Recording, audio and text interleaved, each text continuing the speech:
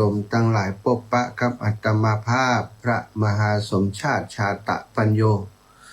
ซึ่งได้พำนักพักอาศัยปฏิบัติธรรมทำศาสนกิจอยู่ที่วัดบรรพตสถิต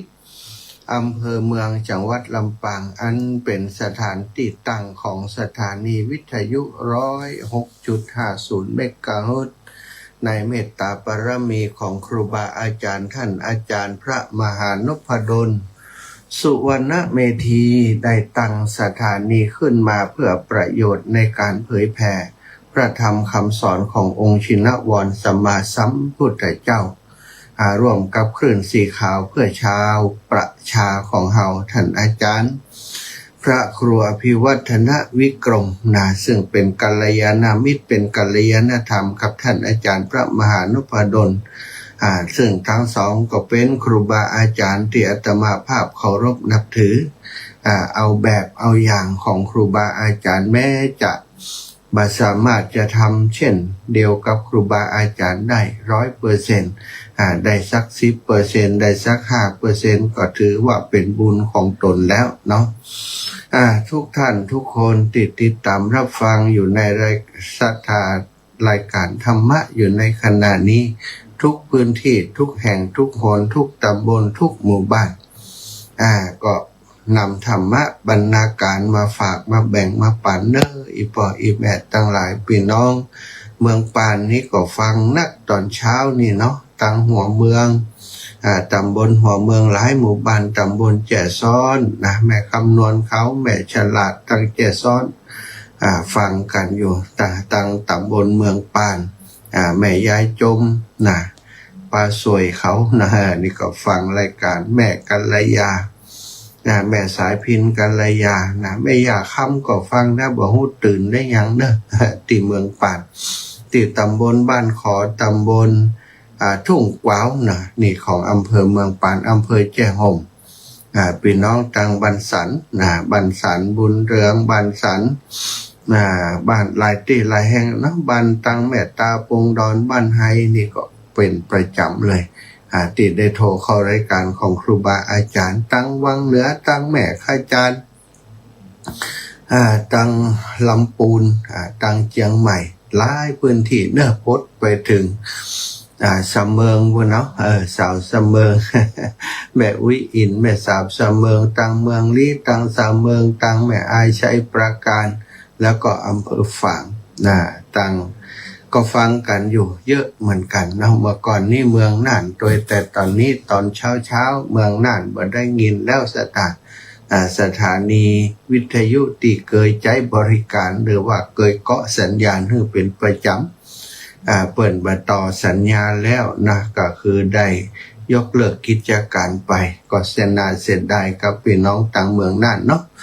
พยายามจะหาพื้นที่เปิดพื้นที่ต่างเมืองน่านแต่ว่าตอนนี้ยังบ่มีสถานีวิทยุของเครือข่ายคลื่นสีขาวโดยตรงเนาะก็ต้องอาศัยครูบาอาจารย์ที่จะหันประโยชน์ทางนี้ได้เปิดสายต่างเมืองน่านแหมพบปะกันตอนเจ้านี้ก่อนอื่นก่อนอ่านก่อนอาจารย์จะไปตั้งอื่น จะปาสถานปล่อยแม่ไว้พระสวดมนต์ทำวัดเย็นก่อนเด้อทำวัดเจ้ากันเนาะเจ้าเย็นเหมือนกันเพราะว่าเป็นฉบับย่อสถานกราบพระพร้อมกัน กราบ1พุทโธเมนาโถกราบ2ธัมโมเมนาโถกราบ3สังโฆเมนาโถอิมินาสักขาเลนะพุทธังอภิปูชยามิอิมินาสักขาเรนะธัมมังอภิปูชยามิอิมินาสักขาเรนะสังฆังอภิปูชยามิอะระหังสัมมาสัมพุทโธภควาพุทธังภควันตังอภิวาเทมิกราสวากขาโตภควตาธัมโม ธัมมังนะมัสสามิกราบสุปฏิปันโนภะคะวะโตสาวกสังโฆสังฆังนะมามิกราบนะโมตัสสะภะคะวะโตอะระหะโตสัมมาสัมพุทธัสสะนะโมตัสสะภะคะวะโตอะระหะโตสัมมาสัมพุทธัสสะนะโมตัสสะภะคะวะโตอะระหะโตสัมมาสัมพุทธัสสะพุทธังสรณังกัจฉามิธัมมังสรณังกัจฉามิสังฆังสรณังกัจฉามิตุติยัมปิพุทธังสรณังกัจฉามิตุติยัมปิธัมมังสรณังกัจฉามิตุติยัมปิสังฆังสรณังกัจฉามิตติยัมปิพุทธังสรณังกัจฉามิตติยัมปิธัมมังสรณังกัจฉามิตติยัมปิสังฆังสรณังกัจฉามิอิติปิโสภะคะวะอะระหังสัมมาสัมพุทโธวิชชาจารณะสัมปันโนสุขโตโลกวิทูอนุตตโรปุริสธรรมะสารทิสัทธาเทวมนุสสานังพุทโธภะคะวะติสวากขาโตภะคะวะตะธัมโมสันทิฏฐิโกอากาลิโกเอหิปัสสิโกโอปานายิโกปัจจตังเวเตตัพโพวินโยหิติสุปฏิปันโนภะคะวะโตสาวกสังโฆอุชุปฏิปันโนภะคะวะโตสาวกสังโฆยายาปฏิปันโนภะคะวะโตสาวกสังโฆสามิจิปฏิปันโนภะคะวะโตสาวกสังโฆยะติทังจัตตาริปุริสายุขานิอัฏฐาปุริสปุคละ เอสะภะคะวะโตสาวกสังโฆอะหุนยโยปะหุนยโยทักขินยโยอัญชลีกรณิโยอนุตตรังปุญญเขตังโลกัสสาติกราบพระพร้อมกันเนื้อสถานทั้งหลายกราบหนึ่งพุทธังวรันตังศิรสานะมามิกราบสองธัมมังวรันตังศิรสานะมามิกราบสามสังฆังวรันตังศิรสานะมามิ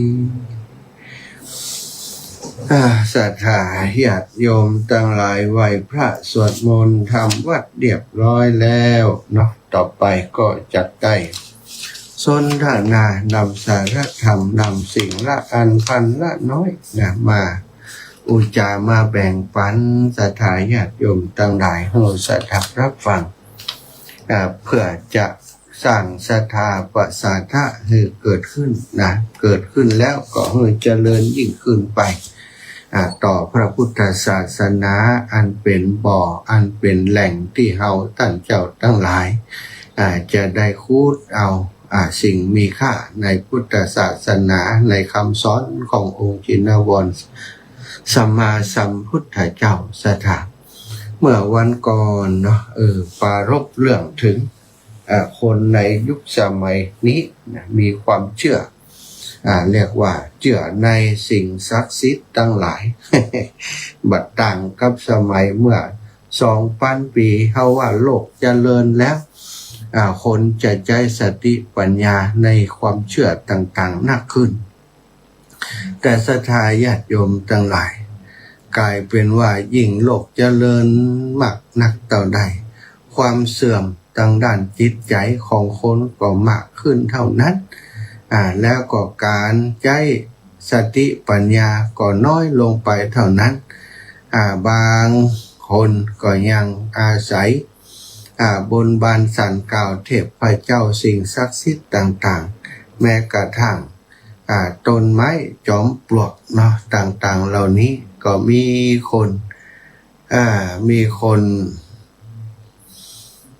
นไปนับถือนะบางคนก็เชื่อถือจนชนิดที่ว่าคือไอ้อย่างเล็กไอ้อย่างน้อยเนาะก็ต้องไปขอเบิ่งสิ่งศักดิ์สิทธิ์ต่างๆทั้งหลายความจริงแล้วในพุทธศาสนานั้นพระพุทธองค์ทรงตรัสเรื่องของอัตตาหิอัตโนนาโถตนแลเป็นที่พึ่งของตนโกหินาโถปโรสิยาคนอื่นสิ่งอื่นไออย่างอื่นๆจะเป็นที่พึ่งได้อย่างไรเล่า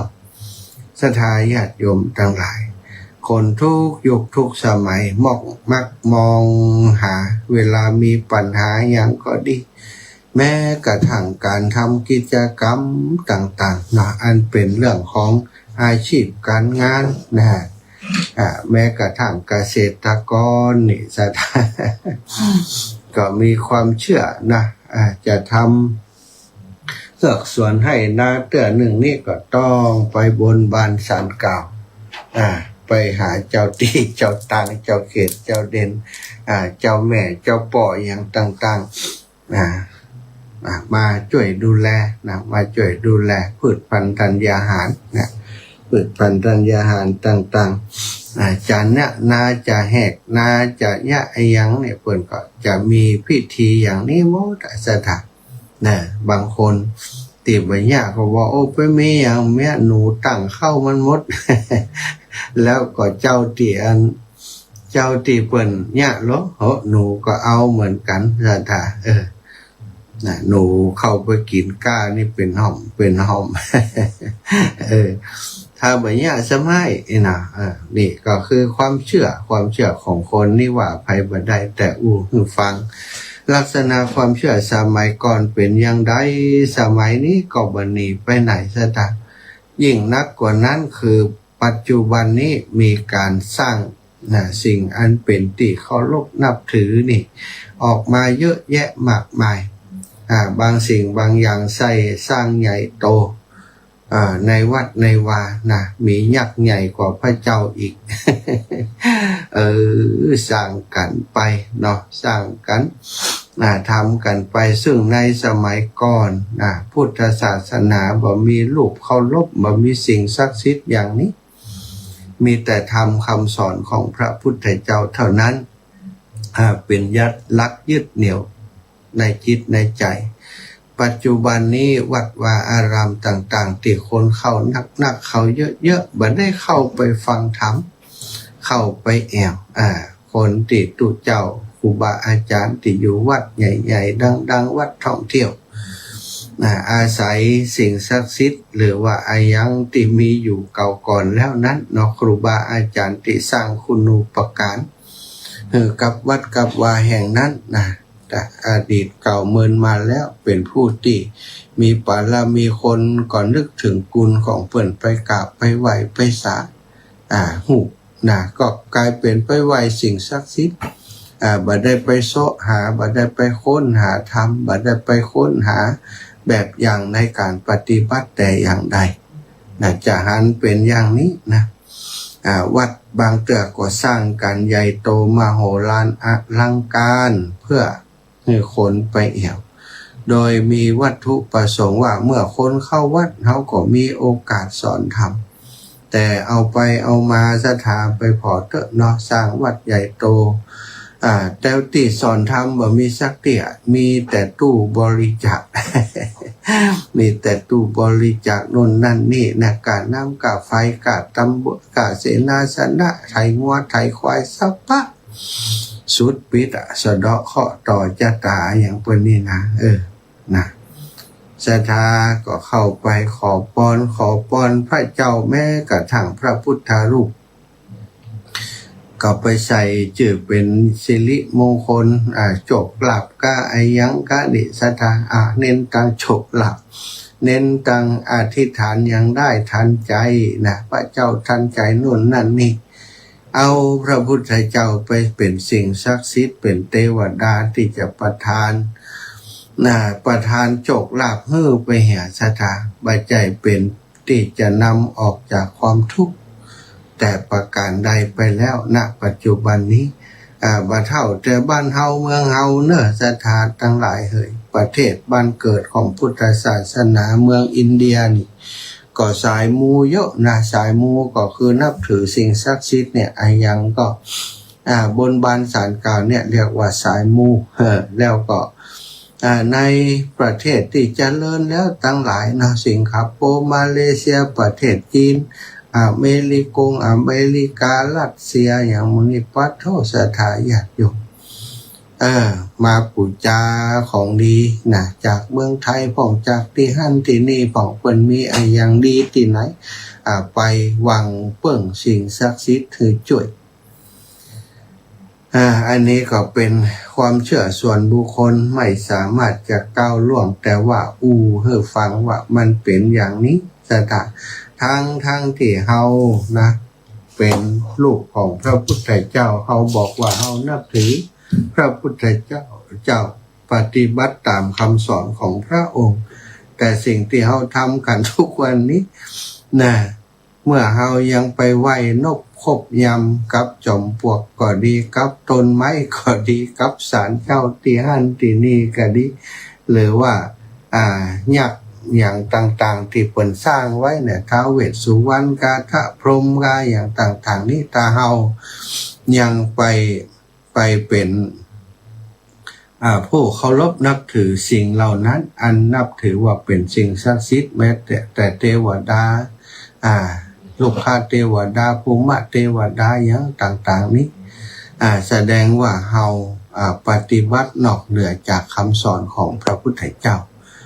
พระพุทธเจ้าและเหล่าสาวกทั้งหลายแม้กระทั่งอุบาสกอุบาสิกาทั้งหลายนี่บ่เคยเปิ้งเรื่องเทวบุตรเทวดาจะมาอำนวยอวยพรอย่างต่างๆให้สถานแม้กระทั่งเทวดานี่ความจริงไปอาศัยอยู่กับอุบาสกอุบาสิกาที่เปิ่นมีบุญน่ะอาศัยบุญเปิ่นว่าเตรียมเติมบุญตัวเก่าได้อยู่สุขสบายบ่ได้คนบ่ได้ไปเปิ้งนะเทวดามาเปิ้งแต่เฮานี่กลายเป็นว่าปัจจุบันนี้ยังก็วิ่งไปหาสิ่งศักดิ์สิทธิ์เทวพุทธเทวดาวิทยาศาสตร์เจริญไปนักต่อใดจิตใจของคนก็เหมือนกับจมลงไปนักเท่านั้นนะสถานถึงวันนี้จะหันว่าบางทีโรคภัยไข้เจ็บเกิดขึ้นกับตัวนี้บอกว่าไปหาหมอแล้วหมอบอกว่ามันเป็นหยังนะความจริงที่บ่ฮู้ก็บันใจว่าหมอทุกคนสถานญาติโยมที่จะบ่ฮู้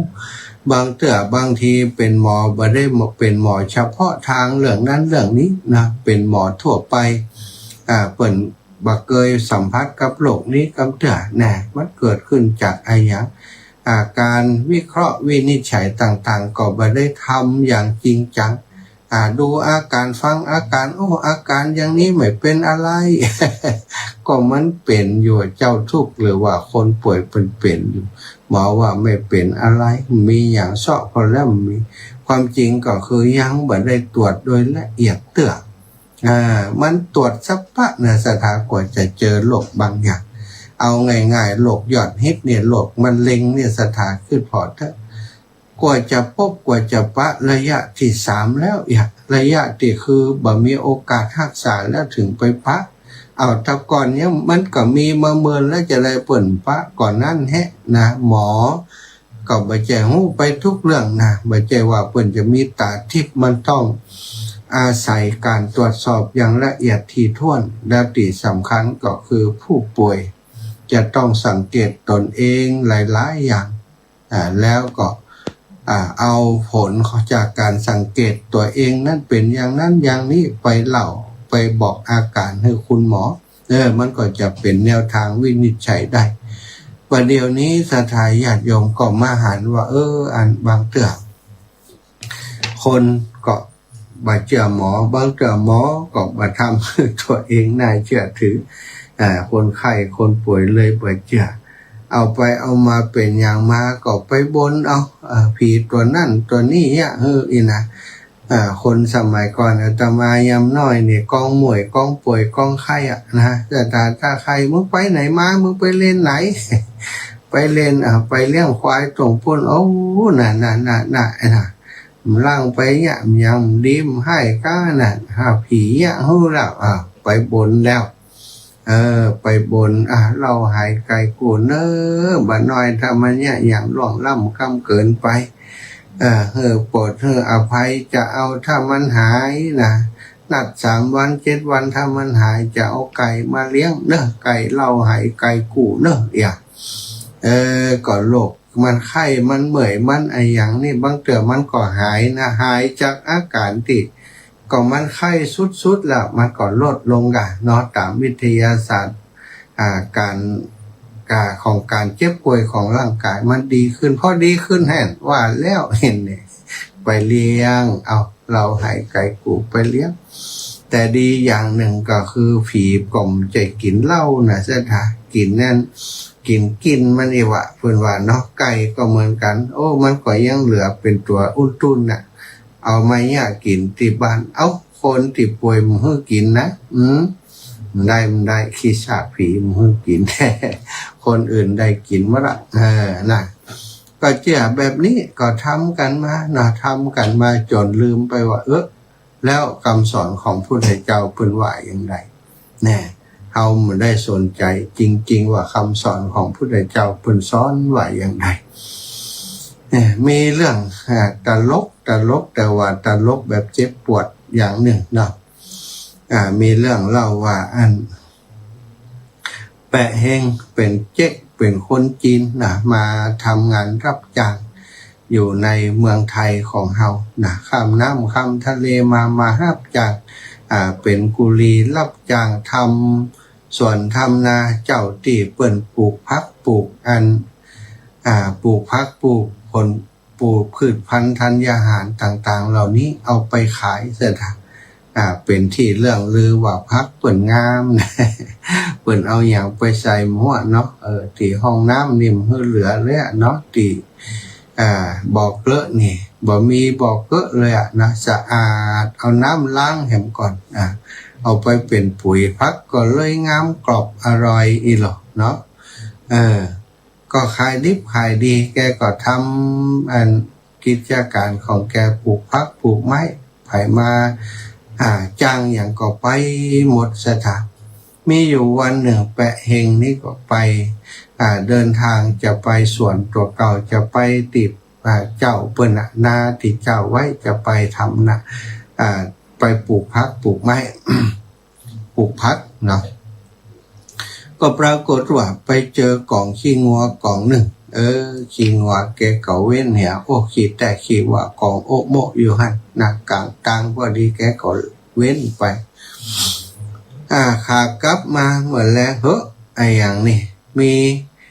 หมากมีปูมีดอกไม้ปกติขี้ควายหั่นพ่อจำหานขี้ควายสถายญาติโยมแกก็กายไปแกขาหัวเราะฮึนะอันนี้มันขี้งัวเท่งมันขี้ควายนี่หว่าใครมาสักการะขี้ควายอีหรอเนาะ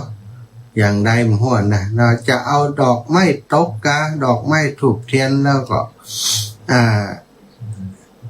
อันกับอย่างก่อนเป็นว่าใบหมากภูใบภูใบอย่างนี้ตกก็อย่างใดมันหัวนะน่าจะตกคิดว่านี่หรือว่ามันอุจจาตามันเว้นไปเว้นไปเว้นมานี่เอายาปกไว้ กลับกลายเป็นว่าหญ้านั้นมันเป็นดอกไม้เนาะเป็นดอกเป็นอย่างเนี่ยปกติขี้ควาย แกก็ขอเลาะเฮ่อกลับไปถึงบ้านแจ้งเจ้ากับมาปิกมาไปติดสวนของแกกับผ่านตรงนั้นปรากฏว่าศรัทธาญาติโยมก็มีอันป้อบอาหารขี้ควายแล้วกล่องขี้ควายนั่นบาหารแล้วแต่มีแต่กล่องดอกไม้กล่องดอกไม้อันปกขี้ควายหันเยอะสูงขึ้นกลับมาบัดแรงก็สูงขึ้นอีกอันนี้มันไม่ผิดปกติแล้วแกก็ไปสังเกตพอปรากฏว่ามีคนเอาดอกไม้มาดอกไม้ถูกเทียนมาสักกะละมาเปาะกันตั้งนั้นเปาะกันตีกล่องขี้ควายนั่นสูงขึ้นขอเฮ้อบนบานศาลกล่าวเจ้าป่อเจ้าแม่เนอันบัดเดียวนี้ลูกลำบากหนักหนามาขอจกครับเจ้าป่อช่วยให้จกให้หลับกินเถอะจะได้พ้นจากความทุกข์ความยากครอบครัวติดลำบากนี่เสียทีอีหล่ะบางของก็มาบนขอว่าสุขภาพแข็งแรงอีป่ออีแม่เพิ่นบักกินข้าวขอตันดาวเจ้าได้ไปช่วยจิมเตอร์เนี่ยบางของก็มาขอจกมาขอเนื้อคู่ขอลูกขอเต้ากับกล่องขี้ควายติอันแปะเฮงหันนั้นแสะเฮงก็ว่าอันคนไทยนี่ก็เชื่อไปเชื่ออะไรก็ไม่รู้อีหล่ะแกก็ไปนอนกึดหรือว่าอันนี้เทวดาจะเปิดทางให้เราได้ร่ำรวยเสียทีทำงานหนักมาทั้งปีก็ไม่มีเงินมีทองได้แต่กินแต่เลี้ยงลูกแกก็เลยว่าเอาอย่างนี้ดีกว่าเว้ยแกก็ไปสร้างอันนี้สถานแน่บ้านแกอยู่หิมหันเนาะแกก็ไปแปลงอันตีกล่องขี้ควายนั้นแกก็หาอย่างมาก่อดีๆหาก้อนอิฐมาก่อมาก่อมาอย่างแล้วก็เอาเข้าดอกไม้เนี่ยไปวางบนสถานที่ที่แกก่อขึ้นมาเอาเป็นตีปึ่งตีเคารพนั้นปรากฏว่าคนก็ทำตามแกสถานทำตามแกเปิ่นก็มาบนบานศาลกล่าวต่างๆอาแปะเฮงก็บอกว่านี่แกนี่มีโจกแกมีโจกเพราะว่านี่เทวดาเปิ่นรักษาแกเทวดาขี้ควายนี่แหละเนาะมาจ่วยให้แกได้มีโจกมีลาภเนาะไผจะขอโจกขอลาภมาบอกเลยแล้วถ้าไผอยากจะให้เทวดานี่เปิ่นถูกใจเปิ่นชอบใจเวลาจะบนบานศาลกล่าวกาเวลาจะมาเลี้ยงมาดูกาบอกให้แกจะเตรียมให้ถูกใจนี่บางทีเปิ่นอยากกินโน่นกินนี่แต่คนอื่นบ่ฮู้แต่เฮานี่อยู่ใกล้เปิ่นนี่เปิ่นมาบอกถึงวัน เอาล่ะศรัทธาญาติโยมวันดีคืนดีแปะเฮงก็มาจุดปลบต้มตับเขามาถามว่าได้มีอย่างหรือแปะเฮงถูกหวยหลวงพ่อเจ้าที่เจ้าทางท่านช่วยเราเนี่ยเทวดาท่านช่วยให้เราร่ำรวยคนมาขอหวยบางคนก็ถูกแต่ก็มาอย่างนั้นสถานแปะเฮงก็ทำการแก้บนอยู่เป็นประจำถ้ามีไผแปะเฮงก็ทำเองเอาหนังมาฉายเอาลิเกมาเล่นเอาจังฟ้อนมาลำถวายเจ้าป่อสถานยิ่งทำอย่างนี้การตลาดนะมันเป็นการตลาดคนมันหันคนมาบวงสรวงทิกก็เชื่อถือว่าเป็นตีศักดิ์สิทธิ์จริงถ้าบ่อ่านเขาคงถูกหวยกันกูงวดเอง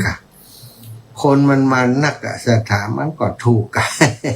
100 คนพันคนติ่มถูกขอบกระดับปิงคนติดถูกก็มาแล้วบนบวงสรวงเอาเครื่องของบวงสรวงของยังต่างๆเนี่ยแปะเฮงเป็นคนหาหรอกเป็นคนหาแล้วบอกว่าถ้าอยากให้เจ้าพ่อท่านพอใจอย่าได้เอาของพวกนี้ไปท่านไม่อนุญาตไม่ต้องเอาไปผมจะดูแลให้อีหรอตกมาคืนมาไม่ไผ่แปะเฮงก็คนไปบ้านคนไปขายเอาไปทำต่อเป็นกระเช้าเป็นกระยังเป็นดอกมะลิเนี่ยเอาไปทำใหม่เอามาห้อยขายใหม่อีก เนาะก็เป็นธุรกิจที่ก็รายได้ดีมากเดือนหนึ่งได้หลายแสนได้หลายแสนจนครอบครัวของเปเฮงก็ร่ำรวยขึ้นมาศรัทธามีลูกมีเต้าอย่างขึ้นมาอยู่ไปอยู่มาอายุนักมาแก่เท่ามาแล้วก่อนที่แกจะบ่มีแหงแกก็ห้องลูกเก้ามาหาลูกเบาเก้ามาอาติมานี่หน่อยว่าจะบอกความลับอะไรให้ลือฟังนะแต่ลือต้องไม่บอกใครนะแล้วก็ลือจะต้องทำหน้าที่เหมือนกับอาแปะที่ทำเนี่ยนะเหมือนกับอาป้าที่ทำเนี่ยต่อไปนะว่าจะบอกให้นะสังเจ้าที่เราได้ดูแลอยู่ทุกวันนี้จริงๆแล้วมันคือกองขี้ควาย มันคือกองขี้ควายอย่างที่เล่ามานะแต่ว่ามันเป็นกองขี้ควายศักดิ์สิทธิ์นะมันช่วยให้ชีวิตของเราดีขึ้นนะ แต่มันจะช่วยชีวิตคนอื่นดีขึ้นหรือบ่ดีขึ้นหมอว่าเนาะเอาสตางค์มาแปะเฮงจริงๆแปะเฮงหรือจะต้องทำให้มันดีกว่าเดิมนะทำยังไงก็ได้ให้คงเขานับถือเริ่มใช้นะถ้าไม่มีใครถูกเลขถูกหวยมาบงบางสังเก่าหรือก็เป็นคงทำเองนะจ้างเข้ามานะบอกว่าคงนั้นคงนี้ถูกหวยนะ สอบบอกเงินลูกนะแต่ก็เป็นว่าวันเดียวนี้เนาะลูกก็ร่ำรวยยิ่งกว่าพ่ออีกเพราะไอ้ยังเพราะมันทำเหรียญทำไอ้ยังเอาลูกเหมือนเจ้าป่อเจ้าเปิดนะเจ้าป่อขี้ควายเนี่ยเอามาตั้งหันบอกว่าเปิ่นเข้านิมิตเนี่ยอันนี้ลูกจริงของเปิ่นคนก็ไปไหวไปสานะเอาพระเจ้าทันใจไปไหวหันต้อยม่วนเลยคำนี้เนาะเอาพระพุทธรูปไปเป็นเครื่องหากินให้เขาแหมอันนี้คือสิ่งที่ ได้หันในยุคปัจจุบันนี้สถานเนาะเพราะฉะนั้นยิ่ง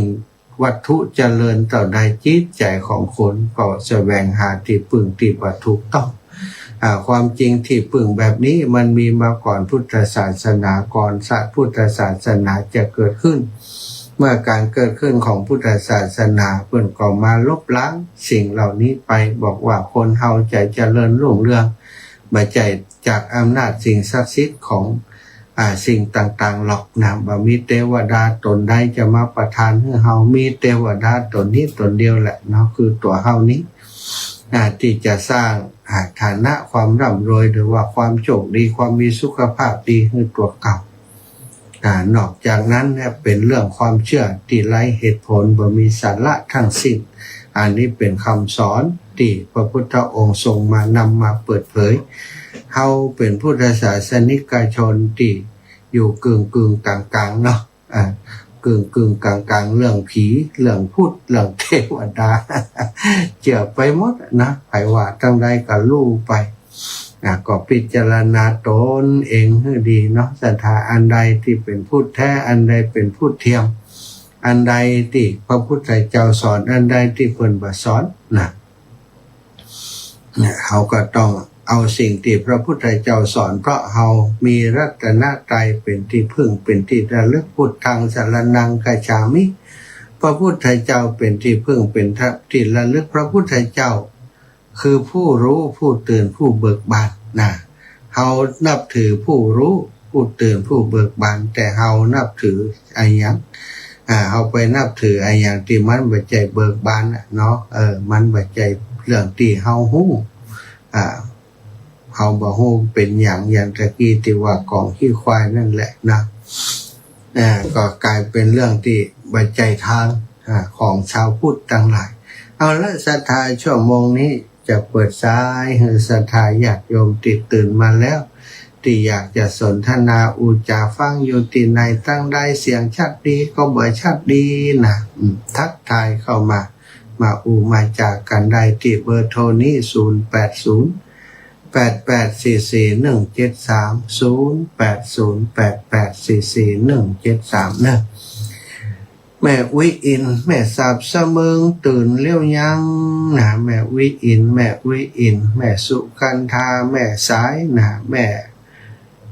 แม่สายแม่กัแม่สายทองหาบ้านโฮโอ้บ่ได้ยินเสียงแม่สายทองเหมือนแล้วแม่สายทองแม่สุกแก้วสอนศีลนุสอนตื่นเลยไงถวายความเคารพครับตุลุงสัตว์เสียงมันที่อยู่เป็นที่ผมหรือเปล่าไม่รู้ครับมันไม่ชัดอาจารย์อ๋อน่าจะเป็นทางโน้นนะครับมันเสริมพอได้ยินไม่ค่อยได้เจอวันนี้วันจันทร์เนี่ยใช่วันจันทร์ครับวันเวรไม่เคยดีมือดีขอบสองเคยเจอแล้วที่สี่กึ่งไม่จะความครับผมถวายความเคารพพระหลวงตากิจพุทธอุทยานเชียงดาวนะเชียงใหม่นะก็ฟังรายการธรรมะเป็นประจำก็เดียวก็จะไปบิณฑบาตตุลุงไปบิณฑบาตในอำเภอเชียงดาวเนาะในพื้นที่อำเภอเชียงดาวน้อมกราบนมัสการขอบคุณสำหรับศรัทธาที่ติดตามทาง Facebook ไลฟ์เนอะนงเยาว์นงเยาว์โยมน้องสมควรแม่แดงพรมเย็นแม่พิษสมัยเขื่อนคำแสนกับไวสาเจ้าพระอาจารย์โยมแม่ติดตามธรรมะยามเช้าไหว้พระจะทำวัดโดยเนื้อเจ้าขอบคุณเนื้อโยมแม่ป้านายมาแล้วป้านายเกษณีชัยเทพไวสาอนุโมทนาขอบคุณทุกคนนะที่มาติดตามหลายๆช่องทางทาง Facebook ไลฟ์ก็มีทาง YouTube ก็มีแล้วแต่ศรัทธาจะสะดวกทางใดเนอะ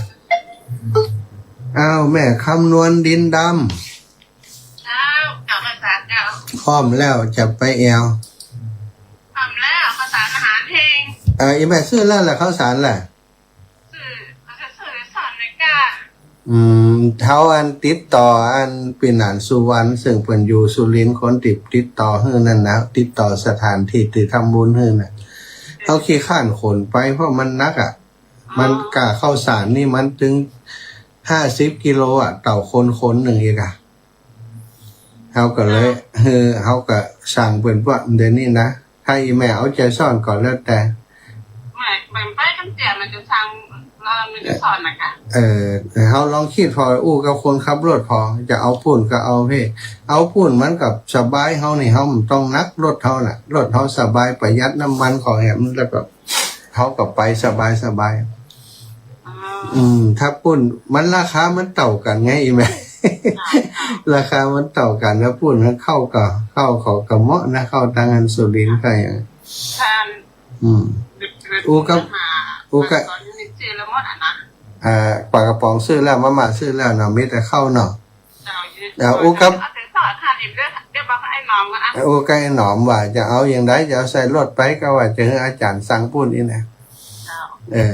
ถ้าสั่งพี่เขาก็จะสั่งเผื่อไปเลยสั่งอันเขาถึงเขาไปถึงปุ่นเขาก็มาส่งแม่เขาเป็นคนดูแลทั้งปุ่นให้เขาอยู่แล้วความจริงนี่อาจารย์พระโควิวัฒน์นี่ถ้าประสานทั้งปุ่นจะสบายเลยมันต้องไปเปลี่ยนพระล่างให้เขาขนไปทั้งประเทศราคามันทั่วประเทศราคามันต่างกันได้ไหม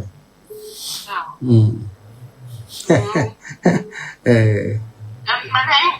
คนละอย่างกูจ้ะมาแรงนี่แหละ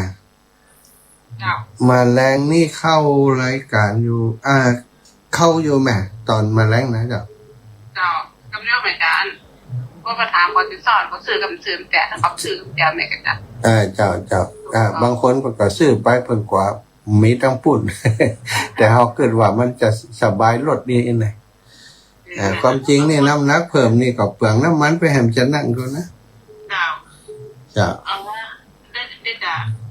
คนรถพอเนาะถ้าเขาว่าโอ้มีปัญหาน้ำหนักมาอีกแล้วแต่ตัวอีแม่เจริญพรยายพรไปไหนละยายพรร้องวันแดงตุ๊ดเข้ามา อืมยายพรเจริญพรยายพรอืม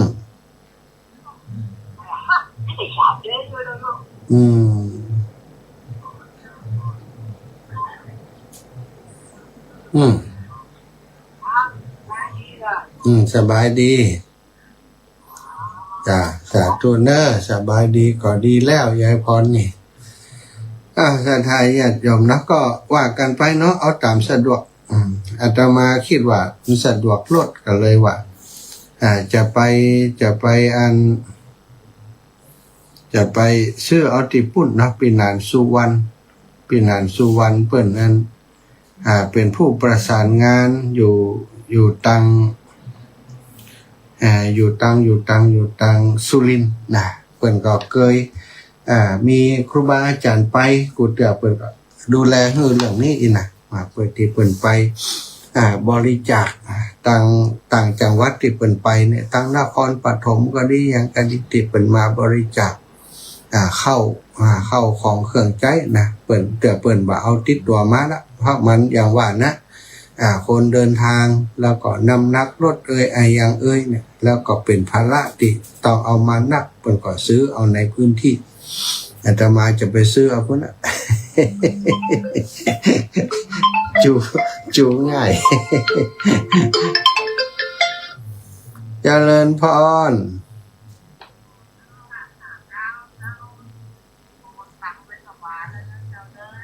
แม่เพ็ญกะอ๋อแม่แสงเดือนวงงามอันนี้กะอย่างก็แม่แสงเดือนกะอันที่เมืองฝางแหละสถานีวิทยุเนาะควรจะซื้อเครื่องเนาะแม่แสงเดือนวงงามแม่แสงเดือนแม่โอนมาแม่แสงเดือนวงงามอันโอนมา300แล้วไหมล่ะโอเคเจ้าได้เลยแม่แสงเดือนวงงามเจ้าแม่สาธุค่ะตื่นเจ้าโลนี่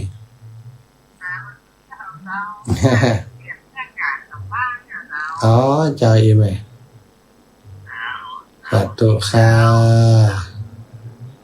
แม่แสงเดือนวงงามนะอยู่บ้านให้นาน้อยนี่ก็ติดตามนะโอ้เป็นทำบุญทุกเรื่องที่อาตมาเป็นสะพานบุญนะเนาะหูข่าวก็มาแล้วแม่แสงเดือนวงงามโอ้ขอพักเบรกก่อนเด้อศรัทธาญาติโยม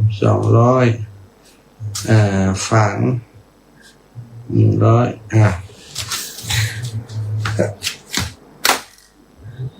ขอพักเบรกสักกรรม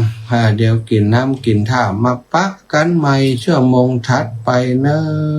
ศรัทธา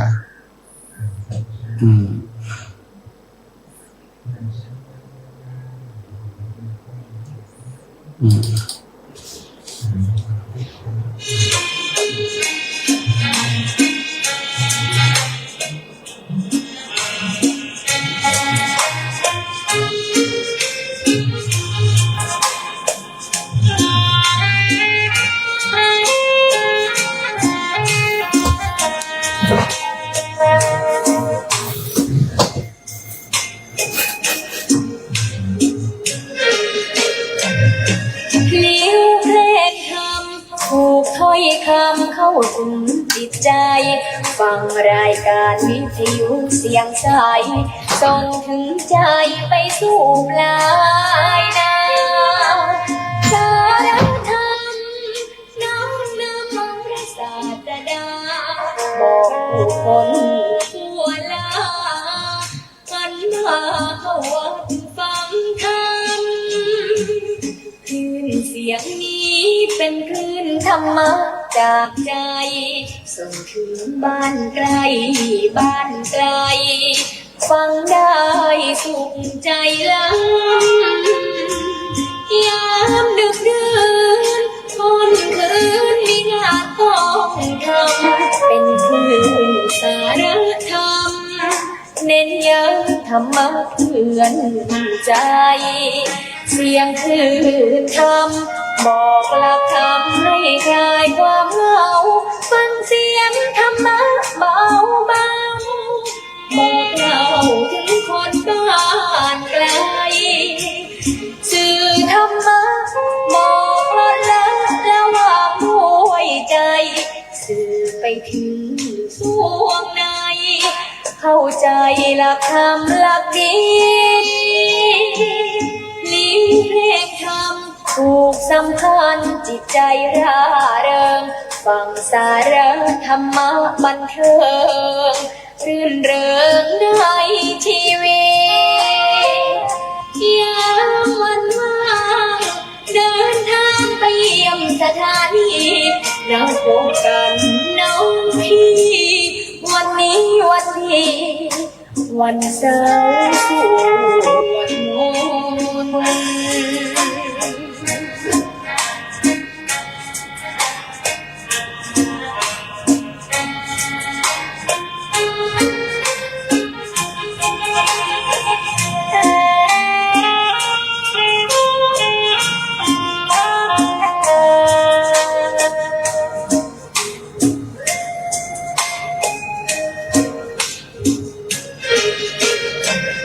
เสียงคลื่นธรรมบอกหลักธรรมให้คลายความเหงาฟังเสียงธรรมะเบาเบาบอกเล่าถึงคนบ้านไกลสื่อธรรมะบอกละละวางด้วยใจสื่อไปถึงสวงในเข้าใจหลักธรรมหลักดีลิ้นเพลงธรรมถูกสัมพันธ์จิตใจร่าเริงฟังสาระธรรมะบันเทิงรื่นเริงในชีวิตยามวันว่างเดินทางไปเยี่ยมสถานีเราพบกันน้องพี่วันนี้วันดีวันเสาร์สวดมนต์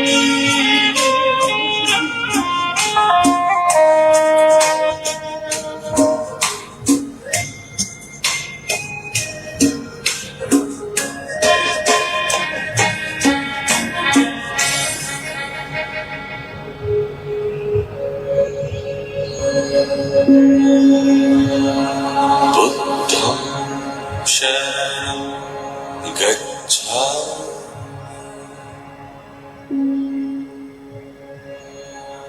धम्मं शरणं गच्छामि संघं शरणं गच्छामि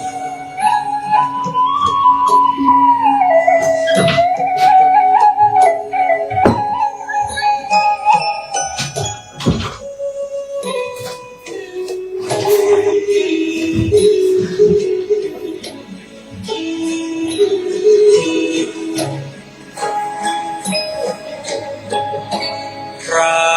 อานนท์ออกมาข้างนอกแล้วยืนแอบสะอื้นกล้ำเกลื่อนทุกท้องทวีองค์พระมุนินจะสิ้นแล้วแต่เรานี่อาสวะมีสิ้นไปองค์พระบรมครูจะทอดทิ้งเราให้อยู่อย่างเดียวดายนับแต่วันพรุ่งนี้ไม่มีได้รับใช้องค์พระภาควัน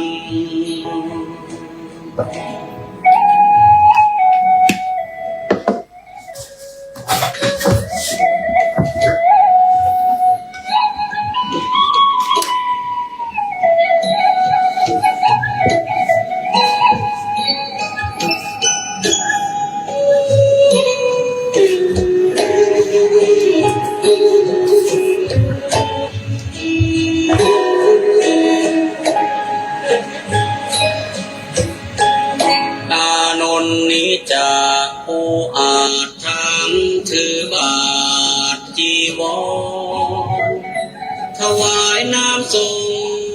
พระพักตร์หลังพระโกนบวนพระโอษฐ์อีกตามจรผู้ใดใครหนอภายหน้าโอ้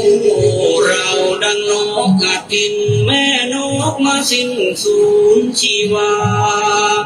ปีกนั้นยังไม่กล้าขาไม่แข็งแรงพอ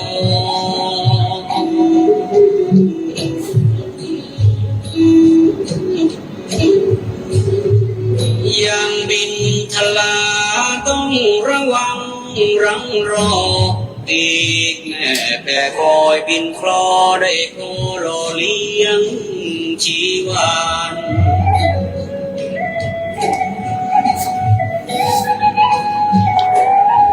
เปรียบเป็นเช่นเราได้เพียงพระโสดาบันยังไม่ทันสำเร็จเป็นพระอรหันต์พระศาสดาก็จะมาปรินิพพานในราตรีนี้ไม่นานผ่านเลยลาลับลวงไป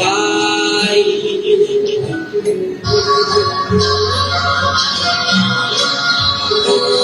เราทำชันใดเมื่อสิ้นแล้วพระผู้ทรงชัยพระอานนท์กำสดน้ำตานองหยดรินไหลด้วยสุดจะฝืนสะอื้นยืนรำไห้โศกาอะไรน้ำตาหลั่งไหลนองน้อง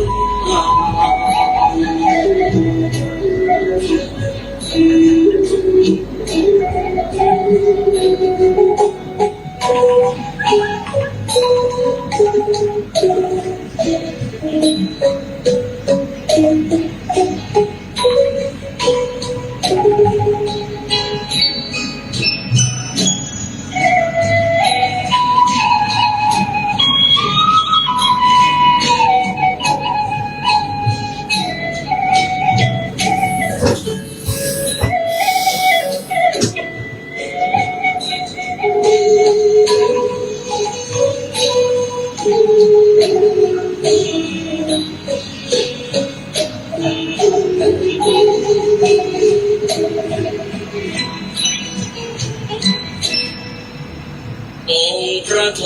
ศพลไม่เห็นอานนท์อยู่ในนั้นจึงตรัสถามว่าอานนท์ไปไหนกันพระภิกษุผู้รู้เหตุการณ์กราบทูลถวายไปว่าท่านพระอานนท์ไปแอบยืนรำให้ผู้ฝ่ายน้ำตาเศร้าระทมมองไม่อกใจนั้นให้เววา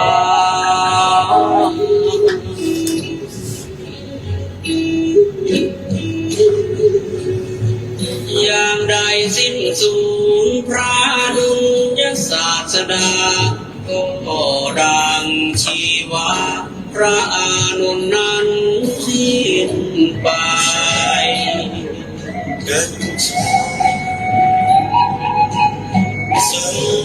ทราบความดังนั้นครั้งองค์พระทรงชัยให้ตามพระนนท์มาใกล้แล้วย้ำทำให้ปลอบโยน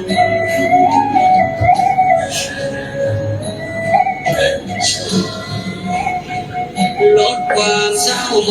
องที่เข้าร้องในกมลแก่พระอานนท์ให้คลายทุกข์ทนวิญญาณ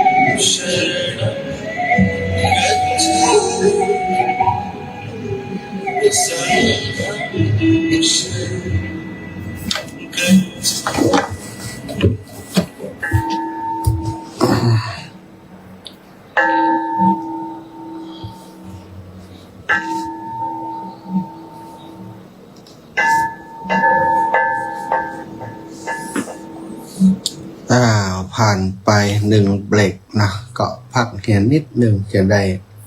มีแฮงได้อูต่อ ได้ดื่มน้ำดื่มท่าได้พักผ่อนได้รีแลกซ์นะภาษาหมอภาษาร่างกายเป็นว่าได้รีแลกซ์ได้พักผ่อนยืดเส้นยืดสายเดินไปเดินมาสมองกระปรี้กระเป๋ามาได้อูต่อแล้วศรัทธาญาติโยมติดตามรับฟังรายการอยู่ทุกที่ทุกคนทุกแห่งมาแม่ย่าศิรินทิพย์บุญเลิศกำลังรับชมอยู่สงสัยจะอยู่กรุงเทพแม่ศิรินทิพย์น้อมกราบไหว้สาเจ้าสาธุเจ้าแม่บุญเรืองชัยเงินก็ติดตามอยู่แม่ศรีธรเปรมคิดเข้ามาติดตามแล้วตื่นแล้วโยมน้องสมควรใจน้อยแล้วก็คุณโยมสีแพรหลายๆท่านเนาะติดตามทาง Facebook ไลฟ์วันที่12จะไปเมืองฝางเนอะแม่บุญเรืองชัยเงินเนาะแม่บุญเรืองก็ถ้าจะไปอยู่ไปตานผ้าป่าสนับสนุนการซื้ออุปกรณ์เครื่องส่งของสถานีวิทยุคณะสงฆ์อำเภอฝางคลื่นสีขาวเพื่อชาวประชาอำเภอฝางในเมตตาของหลวงพ่อท่านพระครูสุจิตานุรักษ์สมปันเจ้าวาดวัดพระพุทธบาทอุดมน้ำบ่อสาวาเจ้าคณะอำเภอฝางที่จะได้มีการทอดพระป่าสมทบสนับสนุนช่วยในการซื้ออุปกรณ์ในการถ่ายทอดสดให้กับหลวงพ่อศรัทธาวันนี้จะปาศรัทธาพอดีได้อ่านข้อความเรื่องเกี่ยวกับการปฏิบัติธรรมการปฏิบัติธรรมบางครั้งบางทีการปฏิบัติธรรมหลายๆคนที่บ่มีอารมณ์ต่างนอกมากระทบแล้วก็คิดว่าตัวเองได้บรรลุธรรมขั้นนั้นขั้นนี้แล้วได้ปล่อยวางความโลภความโกรธความหลงได้แล้วคงจะเป็นพระอริยบุคคลชั้นใดชั้นหนึ่งบางคนเข้าใจว่าตัวเองเป็นถึงพระอรหันต์ก็มีศรัทธาจากการที่สามารถข่มกิเลสต่างๆได้บ่ให้มันกำเริบเสบสารทำให้ตัวเองลำบากแล้วก็พึดไปเองเนาะว่าตัวเองนี่ได้บรรลุมรรคผลตามที่ตัวเองได้ทำนั่นแล้วน่าศรัทธาในคัมภีร์วิสุทธิมรรคมีเรื่องเล่าที่ลึกซึ้งและน่าประทับใจของพระเถระแห่งประเทศศรีลังกาโบราณเรื่องของท่านอาจารย์ผู้เข้าใจผิดว่าตนเองเป็นพระอรหันต์ศรัทธาแต่ว่าสุดท้ายปัจจัยกรรมไม่ก็มีเรื่องเล่าของพระนาคเถระถึงท่านก็เป็นพระภิกษุที่ปฏิบัติดีปฏิบัติชอบศรัทธาแล้วก็ศึกษาเล่าเรียนถึงปริยัติปฏิบัติศึกษาปฏิบัติอย่างตั้งใจวัดปฏิบัติของท่านก็งดงามจึงเป็นผู้ที่มีลูกศิษย์ลูกหาลูกศิษย์ลูกหาที่เลื่อมใสในปฏิปทาของท่านนั้นมาฝากตัวเป็นศิษย์อย่างที่ในบ้านเมืองของเฮานี่ครูบาอาจารย์ที่เปิดวีปุญญาปารมีก็มีคนมาเคารพนับถือมาเป็นลูกศิษย์ลูกหาจำนวนมากศรัทธาอันนี้ก็เหมือนกันพระนาคเถระนี่ก็มีลูกศิษย์ลูกหามีลูกศิษย์ลูกหาเป็นจำนวนมากมาฝากตัวเป็นศิษย์มาฝากตัวเป็นลูกศิษย์ของครูบาอาจารย์ท่านนี้ แล้วก็ท่านก็สอนปฏิบัติดีปฏิบัติชอบสอนการปฏิบัติต่างๆกันทำสมถกรรมฐานวิปัสสนากรรมฐานจนลูกศิษย์ของท่านนะเป็นหลายร้อยรูปปฏิบัติตามแล้วก็ได้บรรลุเป็นพระอรหันต์ในที่สุดซึ่งตัวท่านเองก็ดีใจที่ทำให้ลูกศิษย์ลูกหาปฏิบัติธรรมได้ถึงมรรคผลนิพพานในที่สุดแต่ถ้าตัวท่านเองนี่บอกว่าตัวเก่าคิดเอาเองว่าตัวเก่านี้ก็บรรลุอรหันต์เหมือนกันเพราะกิเลสต่างๆความโกรธความโลภความโกรธความหลงความตระหนกตกใจความตื่นกว่านั้นบ่มีในจิตของท่านท่านก็คิดอย่างนั้นนะซึ่งมีลูกศิษย์ของท่านรูปหนึ่งได้ตรวจดูว่าตอนนี้ครูบาอาจารย์ของเฮานี้เป็นพระอริยบุคคลขั้นไหนแล้วเนาะพอเพิ่นเป็นพระอรหันต์แล้วลูกศิษย์ท่านนี้เป็นพระอรหันต์แล้วประกอบไปด้วยปฏิสัมภิทามีญาณอย่างรู้อดีตอนาคตได้อ่านจิตใจคนได้ก็มาตรวจดูก็ปรากฏว่าอาจารย์ของเฮานี่ยังบ่ได้เป็นอริยบุคคลสักชั้นเลยเฮาก็มาคิดว่าเปิ้นเป็นพระอริยบุคคลแล้วที่ไหนได้เปิ้นยังเป็นยังบ่ถึงกระแสของโสดาบันโดยซ้ำไปถ้าเปิ้นได้อายุเปิ้นนักแล้วอย่างนี้ถ้าเปิ้นได้มรณภาพไปก็เป็นที่น่าเสียดายบ่ได้สัมผัสกับมรรคผลนิพพานสักกรรมทั้งที่เปิ้นสอนให้เฮาได้บรรลุมรรคผลนิพพานมาแล้วในข้อวัดปฏิบัติบรรณาจากลูกศิษย์คนนี้ก็ไปหาท่านอาจารย์ไปถามข้อปัญหาธรรมต่างๆในการปฏิบัติแช่งเป็นเหมือนกับว่าตัวเองยังบรรลุอรหันต์คำเตือนเองกันเนาะ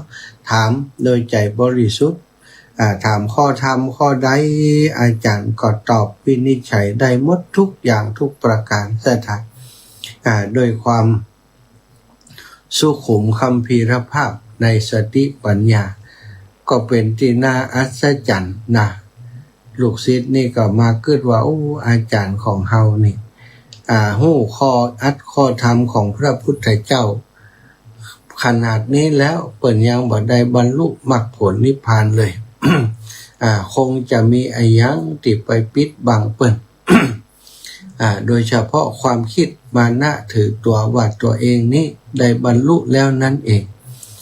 จริงๆแล้วเป็นเพียงที่ท่านได้เข้าใจอย่างนั้นเป็นเพียงแค่สมาธิขั้นที่ข่มกิเลสเหมือนกับว่าเอาหินไปทับหญ้าเนาะสถาเอาหินไปทับหญ้าแผ่นผ้าเต้นกาผ้าอย่างก็ไปทับหญ้าไว้หญ้ามันก็เติบโตบ่ได้สถาแต่ว่ามันก็ยังมีรากอยู่ที่ในดินพอเอาสิ่งติดปิดนั้นเอาหินติดปิดก็ดีเอาผ้าติดปิดก็ดีออกหญ้านั้นมันก็เจริญเติบโตต่อได้นี่อุปมาเช่นเดียวกันลูกศิษย์พอได้ถามท่านอาจารย์อย่างนี้แล้วถามข้อธรรมอาจารย์ก็ตอบได้อย่างลึกซึ้งแล้วก็ถูกต้องหมดถูกต้องตามคำสอนหมดถือว่าเป็นปฏิปทาขั้นเป็นอรหันต์ได้เหมือนกันแต่นั้นเป็นปัญญาที่เกิดขึ้นจากการจดจำของเปิ้นบ่ใช่ปัญญาที่เกิดขึ้นจากการปฏิบัติทางศีลสมาธิปัญญาวิปัสสนาทางพระศาสนาจริงลูกศิษย์คนท่านนี้อาศัยความอนุเคราะห์ที่มีต่ออาจารย์เพื่อจะเตือนสติให้ท่านอาจารย์ได้เข้าใจว่าที่ตัวเองคิดว่าเป็นพระอรหันต์แล้วตลอดระยะเวลา60 ปีที่ผ่านมาเข้าใจว่าตัวเองเป็นพระอรหันต์แล้วนะได้เข้าใจถูกต้องเสียทีก็ได้ใจปฏิสัมภิทาญาณที่ตัวเอง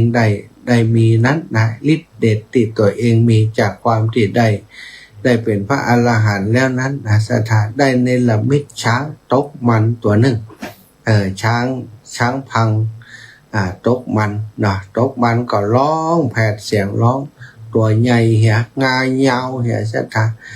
แผดร้องโดยเสียงอันดังวิ่งตรงมาที่พระอาจารย์กับลูกศิษย์นั่งกันอยู่นั้นช้างก็วิ่งเข้ามาหาเหมือนจะวิ่งเข้ามากระทืบถึงสองคือตายไปคือมรณภาพไปในทันทีทันใดศรัทธาญาติโยมคณะที่ช้างกำลังวิ่งมานั้นอาจารย์ตอบปัญหาธรรมเสร็จพอดีก็พอหันช้างวิ่งมาอย่างอันอาจารย์ก็ลุกขึ้นจะวิ่งหนีศรัทธาลูกศิษย์ก็เอามือไปจับจีวรท่านอาจารย์สะกิดเบาๆดึงไว้ท่านอาจารย์ท่านสะดุ้งกว่าเรื่องอะไรยังหรือนะท่านสะดุ้งกว่าเรื่องอะไรยังหรือความสะดุ้งกว่าย่อมบ่มีท่านอาจารย์เพิ่งสอนผมตะกี้ว่าความสะดุ้งกลัว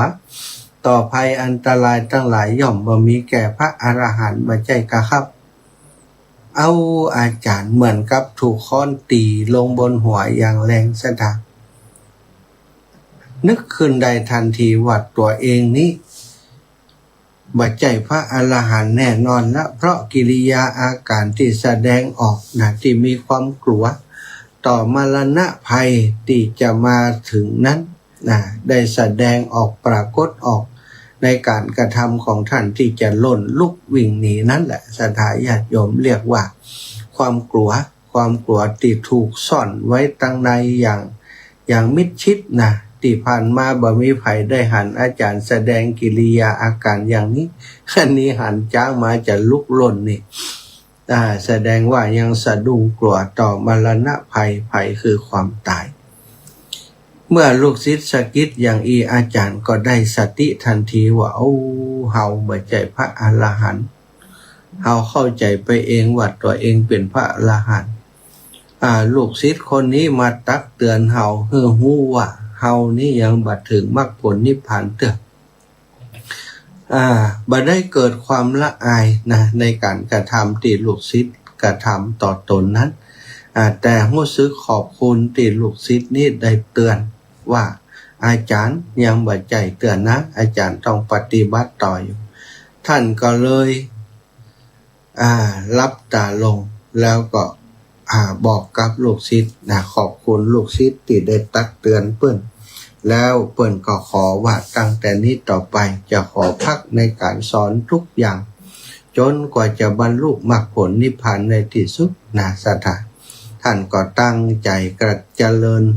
วิปัสสนากรรมฐานต่อจากนั้นมีเรื่องเล่าว่าคณะที่ท่านตั้งใจเรียบร้อยแล้วนั้นนะท่านก็ประพฤติปฏิบัติอย่างเคร่งครัดโดยอิริยาบถทั้งสองบัดได้นอนปฏิบัติมีอยู่วันหนึ่งท่านก็เดินจงกรมในที่จงกรมขณะที่เดินจงกรมไปบัดถึงบัดอย่างที่สามสถานการหู้แจ้งในสภาวะธรรมทั้งหลายประกอบกับปฏิสัมภิทาญาณทั้งหลายก็บังเกิดขึ้นแก่ท่าน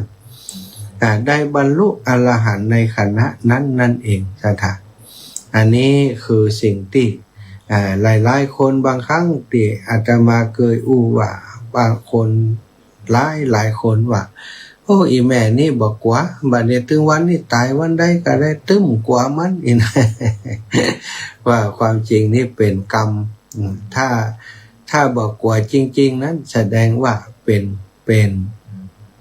นพระอรหันต์แล้วที่บ่สะดุ้งบ่หวั่นไหวต่อความตาย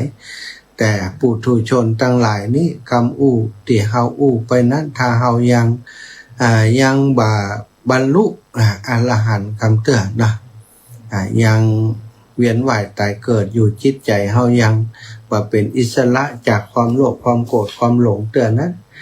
กรรมที่ว่าไปนั้นมันก็เป็นเพียงกรรมแต่เวลาถึงเหตุการณ์มาจริงๆนะสถาน ลงน้ำไปเจอจระเข้นี่จะเข้าใจเลยว่าความตายเป็นอย่างไรหรือแม้กระทั่งคณะที่เฮาขะแมบอยู่บนเตียงนั้นศรัทธาญาติโยมบ่มีไผช่วยอย่างเฮาได้ญาติก็ดีปิตามารดาก็ดีลูกก็ดีบ่มีไผจะยื้อชีวิตเฮาได้อันนั้นแหละถึงจะได้ฮู้ว่าจริงๆแล้วเฮากลัวตายหรือบ่กลัวตายศรัทธาตราบใดที่เฮายังเป็นปุถุชนยังบ่หลุดพ้นทางด้านจิตใจกำเตื้อตามธรรมชาติเนาะศรัทธาความยึดมั่นถือมั่นในตัวในตนของเฮาเมื่อปัญญาเฮายังบ่กระจ่างใสในเรื่องนี้เตื้อเฮายังบ่ได้หันว่าทำใดเกิดขึ้นย่อมมีความดับเป็นธรรมดาเนี่ยถ้าเฮายังบ่เข้าใจตรงนี้กำเตื้อมันก็ยังจะมีความหวาดกลัวต่อมรณะภัยต่อภัยต่างๆบ่ต้องถึงขนาดมรณะภัยซะท่าบางทีนี่แค่เฮาสูญเสียบุคคลอันเป็นที่รักไปบ่ว่าลูกเต้าก็ดีบ่ว่าบิดามารดาญาติผู้ใหญ่ก็ดีหรือกระทั่งสามีภรรยาตอนที่เฮาบ่สูญเสียกำเตือนนี้เฮาจะบ่หันถึงความรู้สึกนั้นว่าเป็นอย่างไรต่อเมื่อได้สูญเสียไปจริงๆแล้วเฮาจะเข้าใจเลยว่ามันเจ็บปวดมันทรมานมันทุกข์นักหนาสาหัสเพียงใดบางครั้งบางทีเฮาก็ไปสอนคนโน้นคนนี้บอกคนโน้นคนนี้ต้องทำใจอย่างนั้นต้องทำใจอย่างนี้มันก็เป็นเพียงทฤษฎีเนาะศรัทธาถ้าเฮาเผชิญเหตุการณ์จริงๆนี่เฮาจะเข้าใจเลย ที่จังคนเฒ่าคนแก่เปิ้นว่าตกตาเปิ้นเป็นดีไข้หัวตกตาตัวเป็นดีไข้ให้ตอนตาเปิ้นมานี่สอนเป็นอย่างบอกเปิ้นให้ทำอย่างนั้นให้ทำอย่างนี้ตกตาตัวมาสถาญาติโยมให้ดินขวดนะอีแม่จะไปเตี้ยจะไปพังตายเตี้ยนี่ก็มีเนาะคนก็มีเยอะนะสถานฉะนั้นตราบใดที่เรายังมีชีวิตอยู่นี้ขอให้ฝึกฝนการปฏิบัติให้ยิ่งขึ้นไปนะสมถกรรมฐานการนั่งสมาธิการเจริญวิปัสสนากรรมฐานการเจริญวิปัสสนากรรมฐานเป็นสิ่งที่เราชาวพุทธทั้งหลายโดยเฉพาะในช่วงเข้าพรรษานี้อธิษฐานทำให้เป็นจริงเป็นจังข้าพเจ้าจะนั่งสมาธิวันละ15 นาทีวันละ30 นาที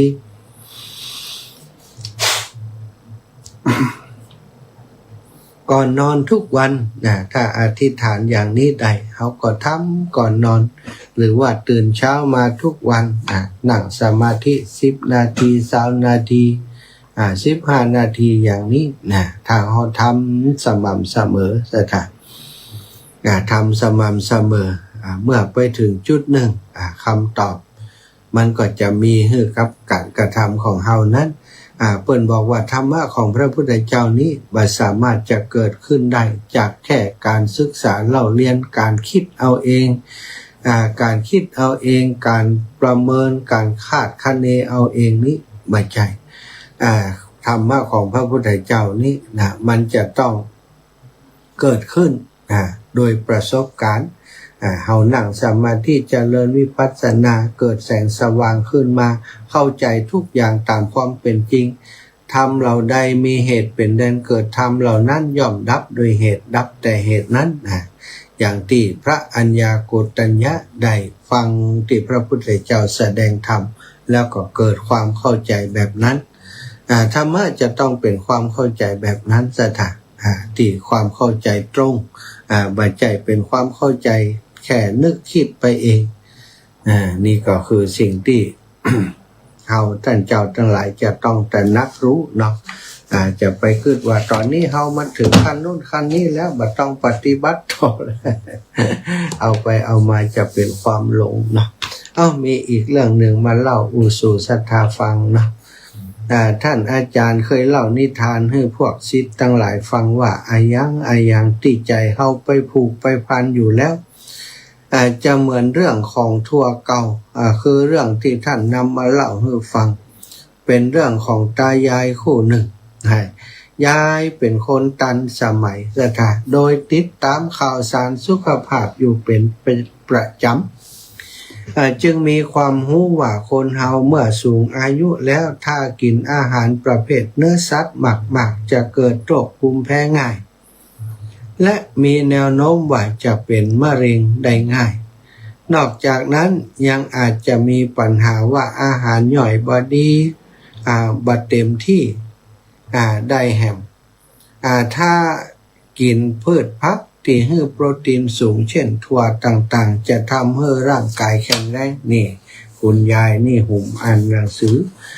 หุ่มมันติดตามข่าวสารด้านสุขภาพเพราะฉะนั้นคุณยายก็ฟังใจว่าอาหารทุกมื้อนะทุกมื้อต้องมีถั่ว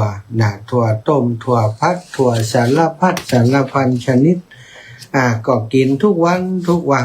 สถาแต่คุณตาเนาะคุณตาสามีของคุณยายนี่บ่ได้กึดแบบคุณยายนะพอกินถั่วทุกวันนี้มันเบื่อมันเอียนถั่วเต็มทนจนวันหนึ่งตามีกิจธุระที่จะไปในเมืองก็เลยบอกกับยายว่าตาหันใจว่ายายเหนื่อยมาทุกวันวันนี้ตามีธุระที่ในเมืองเพราะฉะนั้นก็จะหาอาหารกินให้เสร็จที่ในเมืองแล้วก็จะซื้อมาฝากยายด้วยเนอะแหละยายจะได้พักผ่อนบ่ต้องดูแลหุงหาอาหารเสียสักมื้อสักวันหนึ่งล่ะแต่แท้ที่จริงนั้นคุณตากระยิ้มใจว่าวันนี้จะได้บ่ต้องกินเขาจะต้องบ่ได้กินถั่วแฮมละเมื่อตาทำธุระเสร็จก็เข้าไปในร้านอาหารที่มีชื่อแห่งหนึ่งแต่ตาอ่านหนังสือบ่เป็นจะบอกบริกรว่าอ่านหนังสือบ่เป็นก็อายเขาซะ เมื่อบริกรเอาเมนูอาหารมาให้ตาก็ทำท่าที่ภูมิใจชี้ส่งไปที่รายการหนึ่งเมื่อบริกรยกอาหารมาก็เป็นข้าวกับถั่วพัดซะทะโอ้คุณตาแสนจะเซ็งในหัวใจลบถั่วแล้วก็ยังมาเจอถั่วอยู่คุณตาก็กาดฟันกินไปเพราะเสียดายสตังค์ขณะที่กินไปก็เหลียวมองไปรอบๆว่าใครกินอย่างอร่อยน่ากินห้องก็หันเด็กที่โต๊ะข้างๆกำลังกินเส้นพัดหน้าท่าทางจะน่ากินตากำลังจะไปถามเด็กว่าอาหารจานนั้นชื่ออย่างก็พอดีเด็กกระดิกนิ้วเรียกบริกรแล้วชี้ไปที่จานที่เพิ่งกินหมดว่าเอาของเก่าอีกจานหนึ่งเอาแบบนี้อีกจานหนึ่งตาก็ไปเข้าใจผิดว่าอาหารจานนั้นของเด็กหนุ่มชื่อว่าของเก่าซะตา คุณตาเอ้ยเนาะอาหารจานนั้นของเด็กหนุ่มชื่อว่าของเก่าคิดว่าอันนะตาเลยกระดิกนิ้วเรียกบริกรแล้วก็บอกเอาของเก่าจานหนึ่งบริกรก็เอาข้าวพัดถั่วมาให้ตาแหมจานหนึ่งปัดท้อคุณตาท่านอาจารย์ก็ย้ำกับลูกศิษย์ว่านี่แหละใจของเฮาถ้าเฮาบ่แก้ไขเหตุบ่ประพฤติปฏิบัติฝึกฝนให้มีสติติดตามรู้ว่าอย่างที่เฮาทำเป็นสิ่งที่เฮาบ่ชอบแล้วก็แก้ไขเสียชีวิตเฮาก็จะเจอแต่ถั่วเก่าๆอยู่อย่างนี้วันหนึ่งเพื่อนรุ่นน้องมาเล่าให้ฟังสามีของเพื่อนเขาเป็นอาจารย์อยู่ที่มหาลัยแห่งหนึ่งมีเรื่องคุ้นเครื่องกับคนงานปรากฏว่าวันหนึ่งคนงานเกิดบ้านละหำเอาปืนเข้าไปยิงสามีเพื่อนในที่ทำงานตายแล้วก็หนีลงไปในห้องพักของตัวคงคิดว่าหนีไปไหนก็คงบ่พ้นก็เลยยิงตัวตายตามไปโดยตกเย็นเด็กที่มาเล่าให้ฟังเป็นเพื่อนภรรยาของอาจารย์ไปที่ห้องเก็บศพเพื่อจะรับศพเอามาจัดการพิธีตามพิธีเด็กคนนั้นกำลังเริ่มปฏิบัติธรรมเธอก็สังเกต อย่างต่อมีอะไรต่ออะไรนะทุกเรื่องว่ามีอย่างที่เป็นเหตุให้ได้พิจารณาหรือจะมีหัวข้อธรรมอย่างให้หันขึ้นมาเพื่อเตือนใจตนเองเธอก็เล่าให้ฟังว่าพอไปในห้องเก็บศพห้องตีว่างมีแต่ศพของอาจารย์กับศพของคนงาน2 คนเท่านั้นแต่เจ้ากรรมจริงๆถ้าจะว่าใจซึ่งเป็นตัวเหตุยังบ่ได้ถูกแก้ไขแม้กระทั่งตายไปแล้วก็ยังบ่พ้นถั่วของเก่าอย่างที่ท่านอาจารย์ว่าไว้หรืออย่างไรเพราะว่าคนที่เก็บศพเอาไว้เอาวางไว้ในห้องศพนั้นเอาศพของทั้งอาจารย์และคนงานมานอนเอาเท้ายันกันเอาไว้คือใจติดต่างโกรธแค้นกันในยามที่มีชีวิตอยู่จนฝ่ายหนึ่งลุกแก่โทสะบ่สามารถจะทนได้อีกเมื่ออีกฝ่ายหนึ่งมีชีวิตอยู่ต่อไปได้เอาปืนไปยิงจนเขาตายแล้วก็หนีบ่พ้นเพราะคิดไปคิดมาก็ร้อนรุ่มจนกระทั่งต้องยิงตัวตายตามไปซากที่ยังเหลืออยู่ทั้งที่ห้องก็กว้างขวางกว้างใหญ่หน้าที่จะต่างคนต่างอยู่กันตรงไหนก็ได้แต่ก็ยังมีเหตุทำให้คนเก็บศพเกิดจัดที่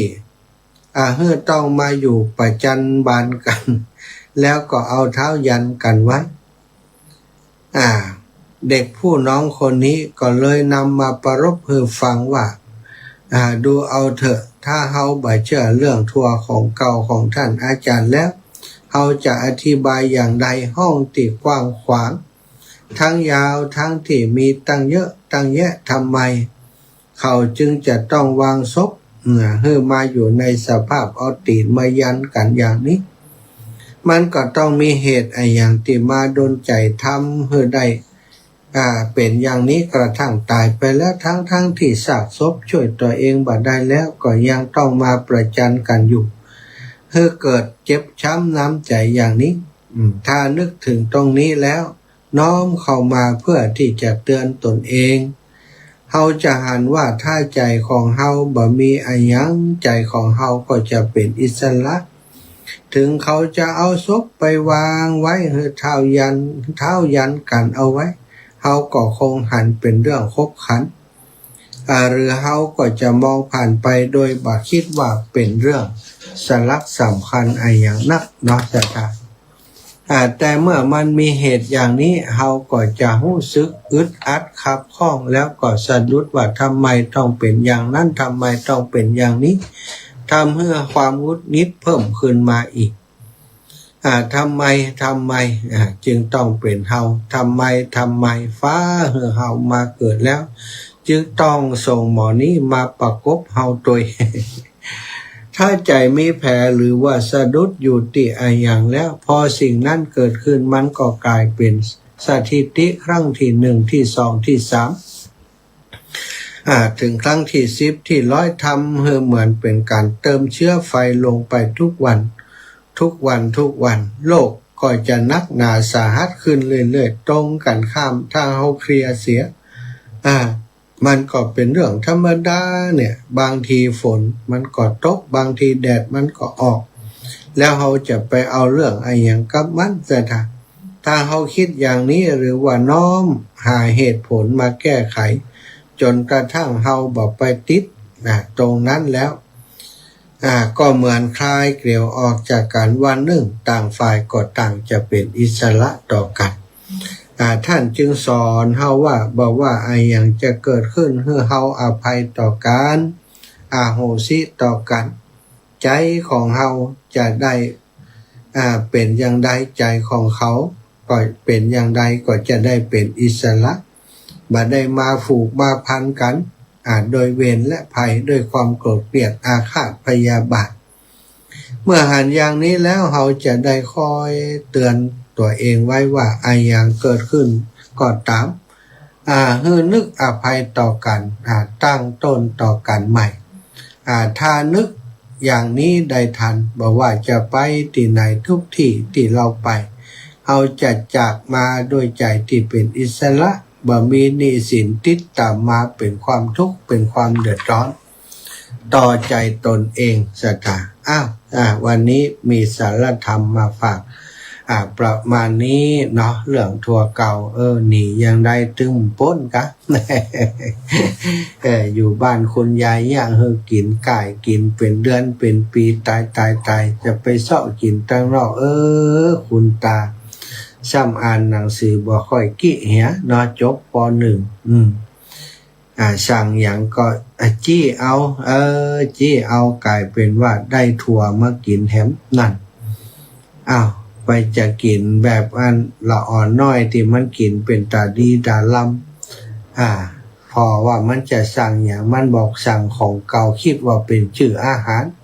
สั่งไปปุ๊บเพิ่นเอาพัดถั่วมาฮื้อแหมเรียบร้อยเลยหนีถั่วไม่พ้นเนาะชีวิตของเฮาก็เป็นอย่างเนี้ยศรัทธาญาติโยมทั้งหลายบางทีบางครั้งเฮาจำเป็นต้องหนีสิ่งพวกนี้เนาะเพียงแต่เข้าใจมันนะหนีอย่างใดก็หนีไม่พ้นอย่างว่านั้นอารมณ์ต่างๆความโลภความโกรธความหลงต่างๆที่มันอยู่ในจิตในใจถ้าเฮาบ่หนีมันเฮาฮู้ตันมันก็จะอยู่กับมันได้เนาะเอาละได้อุจากันมาถึงตรงนี้เวลาตอนนี้ตี44นาทีสถาน ก่อนจะหมดเวลาของอาตมาวันนี้ก็ขออนุญาตแจ้งให้ศรัทธาญาติโยมได้รับรู้รับทราบว่าที่วัดบรรพตสถิตในวันปกติทุกปีช่วงเข้าพรรษาก็จะมีการตั้งธรรมหลวงเทศมหาชาติ3ยกนะตั้งธรรมหลวงเทศมหาชาติ3ยกปีนี้ก็จะได้เริ่มโครงการนี้ในวันที่29เดือนสิงหาเริ่มต้นวันดีวันงามวันเสาร์ที่29วันเสาร์วันนักแน่น เสาร์ที่29สิงหาแล้วก็เดือนต่อไปยกที่2ก็เป็นวันที่27กันยายกต่อไปก็จะเป็นวันที่17ตุลาก็3ยกโดยกัน3ยกทำไมต้อง3ยกศรัทธาก็เหมือนกับตีมวยเนาะเป็นยกจะได้พักผ่อน ถ้าเอายาวเหยียดไปนี่มันวันค่ำเนาะวันค่ำคนก็นั่งฟังก็อิดคนเตดก็อิดเนี่ยอันนี้ก็วันละสัก3ตน3รูป3ผูก4ผูก3ผูก4ผูกก็จะพอดีกับการที่จะมานั่งฟังคือมันจบในพรรษา3เดือนนี้ปีที่แล้วก็ถือว่าได้ผลดีปีนี้จนกันเข้าวัดปฏิบัติสถานณวัดบรรพตสถิตของเฮาวันที่29เดือนสิงหานี้เนาะวันที่29สิงหานี้ก็จะเริ่มตั้งแต่ผูกที่1 1 2 3 4สัก4ผูกเนาะสถานสัก4ผูกแต่ว่าสำหรับอันมาลัยเข้ามาลัยป่ายนี่จะเทศวันที่26เนาะ28คืนวันที่28เทศไปสัก3ผูกเนื่องจากว่าถ้าไปเทศเอาวันที่29เลยนี่มัน เวสสันดรชาดกผูกที่1ที่2นี่จะมาตันเต็ด ก็เอาเป็นว่าเอาอย่างที่ครูบาอาจารย์เปิ่นจัดกันนะเนาะจะมีคืนก่อนนั้นเรียกว่าเป็นคืนลองไฟ เต็ดทำตั้งทำหลวง3ผูกนี่ก่อนเต็ดเป็นอานิสงส์ก่อนแล้วก็วันรุ่งเช้ามาก็จะเริ่มจากผูกที่1ไปเลยใครจะเป็นเจ้าภาพการเต็ดการทำก็เตรียมตัวไว้ก่อนกันแล้วกันเนาะตอนนี้ยังเปิดทับเดือนหลังวันที่หลังกลับจากตังสุรินทร์มาพุ่นนะจะเปิดทับที่สถานจะเป็นเจ้าภาพการเทศการต่างๆใครมีชะตาปีเกิดปีใดก็ฮับเป็นเจ้าภาพปีนั้นไปวันที่วันที่29เนาะเดือนสิงหาเป็นต้นไปเนาะการเทศก็เท่าเดิมนะใครจะฮับเป็นเจ้าภาพ หนึ่งกันตั้งห้าคนเดียวนี้ก็ 1,500 บาทสำหรับปัจจัยถวายกันเทศส่วนตัวของการเทศนั้นจะเตรียมไว้ให้เนาะเตรียมไว้ให้จะได้เหมือนกันหมดนะการเทศและศรัทธาก็เอาผลไม้หลากไม้มาใส่เท่านั้นเองนะเตรียมไว้ให้นะส่วนหนึ่งแล้วศรัทธาก็หาส่วนที่เอามาใส่เพิ่มเติมไปนะก็ว่ากันไปตามนั้นนี่ก็แจ้งให้ศรัทธาได้รับทราบวันที่29สิงหาแล้วก็วันที่27กันยาวันที่17ตุลา3ยกจบพอดีแล้วก็วันที่12นี้วันแม่แห่งชาติจะมีการทำบุญใหญ่ทอดพระป่าหาทุนซื้ออุปกรณ์เครื่องส่งของสถานีวิทยุคณะสงฆ์อำเภอฝางวัดพระพุทธบาทอุดมน้ำบ่อสวาเนอะศรัทธาญาติโยมพี่น้องใจปราการฝางแม่อายปะกันปุ้นศรัทธาพี่น้องตังลำปางอาตมาก็ซองยังอยู่นี่อยู่เนาะเดี๋ยวก็จะไปทยอยแบ่งปันให้ศรัทธาญาติโยมปันบุญกันศรัทธาญาติโยมจะได้ไปกระจายกันไปคนละเล็กละน้อยเนาะได้สมทบบุญห่วงบุญหอมบุญการเผยแผ่ธรรมผ่านทางสถานีวิทยุคลื่นสีขาวนี้ถือว่าเป็นโครงข่ายที่ได้บุญได้กุศลเยอะถ้าเราได้มีส่วนร่วมเพียงเล็กน้อยก็ได้บุญเยอะเนาะสถาตามที่มันเกิดประโยชน์ต่อคนทั้งหลายนั่นเอง0808844173เนอะศรัทธาญาติโยมอยู่ต่างบ้านต่างจองจะโทรมามาจามาสนทนากันก็เรียนเชิญเจริญพรได้เลยเนอะสำหรับคนที่จะไปเที่ยวด้วยกันนะก็อ่านในไลน์ของกลุ่มครูบาอาจารย์เปิ้นแจ้งไปในไลน์กลุ่มเนาะข้าวปลาอาหารอย่างต่างๆที่จะเตรียมไปข้าว1กระสอบ3ถังแล้วก็มาม่า2กล่องมาม่า2กล่องปลากระป๋อง2แพ็คนะเตรียมกันไปให้เรียบร้อยเนาะครูบาอาจารย์เปิ้นต้องการให้เฮานี้ได้เตรียมความพร้อมนะได้ในการเดินทางไปร่วมกันนะถ้าบ่อ่านแล้วศรัทธาญาติโยมถ้าบ่อ่านมันจะยุ่งตอนที่เฮาเดินทางนะเตรียมก่อนก็ดีส่วนบางคนบางท่านอาจจะมีคนที่รู้จักมักคุ้นอยู่ตั้งพุทธเนาะก็อาจจะไหว้วานกันได้เจริญพรแม่เพ็ญคนสู้ชีวิตจ้าแม่จ้าสว่างตาได้แต่คอยสว่างตาได้แต่คำเก่าก็17.5พูดถึงความเชื่อจิตทุกอย่างมาหาเด้อสาธุโยมแม่สบายดีเนาะได้เป็นคนสู้ชีวิตเวียงหนองล่องลำปูนเวียงหนองล่องลำปูนศรัทธาญาติโยมโยมแม่นวลยอดคำปันสาวดอยสะเก็ด เจ้าอีแม่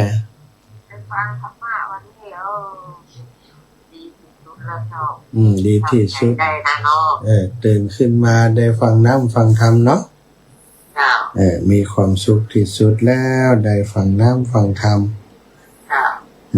ขอบคุณอีแม่หลายๆเนอะชีวิตเราก็มีแต่เอี้ยเนาะใจชีวิตก็มีแต่เอี้ยมีอย่างหนักกว่านี้แล้วเนาะเกิดแก่เจ็บตายนี่แหละอยากพูดไปว่าจะหล่ำจะรวยมันก็คือรวยเนาะไปเกิดมันเถอะเนาะเกิดแก่เจ็บตายกว่าละเนาะรวยก็ตายมันรวยก็ตายนั่นแหละเจ้าสาธุบุญฮักษาแม่เนอะจ้าตุครับตุลุงก็จะไปครับตุลุงก็จะไปด้วยกันครับเจ้าเจ้าตุลุงก็ไปมาแม่จะบวชฝากเนี่ยไม่ใช่หลวงพ่อดีละไว้กินแต่เมื่อเนี่ยผมได้ส่งไปซัพพอร์ตวิดีโอเนี่ยเจ้าสาธุนะแม่นะเจ้าไว้สาเจ้าขอบคุณแม่นวลยอดคำปันเจริญพรแม่สุแก้วสอนศรีนุสรเจ้ากับไว้สาเด้อ วันนี้ก็มีบุญแถมวันหนึ่งอะตื่นขึ้นมาได้ยินไข่ขันได้หันตะวัน นั่งฟังแล้วฟังธรรมยังมีลมหายใจอยู่เด้อแบบไม่ฉาเด้อท่านพระมหาเจ้าเอาตื่นเวลามันตื่นปุ๊บคือเอาลูกแล้วยังกลับไม่ฉาเด้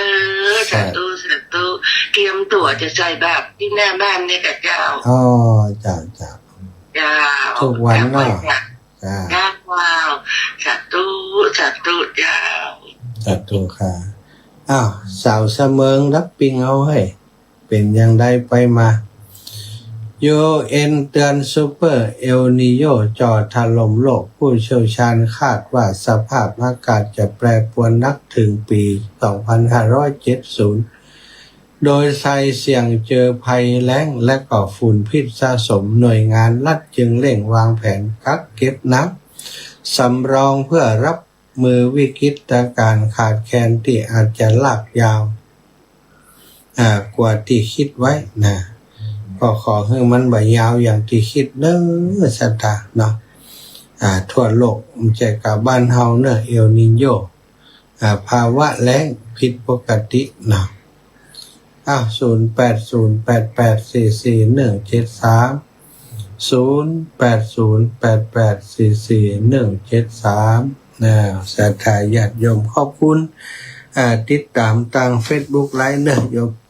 โยมน้องสมจิตอินทราวิจิตวันพรุ่งนี้เนาะบ้านฟ่อนปะกันวันนี้ไปบ้านปุ่นนะบ้านปงใต้บ้านจุดใต้นะบ้านปงใต้บ้านจุดใต้นะบ้านจำบ้านจุดบ้านปงใต้นะก็เอาซองไปฝากศรัทธาตัว เป็นสะพานบุญเอาซองไปฝากศรัทธาช่วยหลวงพ่อเปิ้นเนาะคนละเล็กละน้อยนะพี่น้องบ้านจุดบ้านจำแล้วก็บ้านปงใต้เช้านี้เจอการเดี๋ยวสักกรรมก็ไปละนะศรัทธา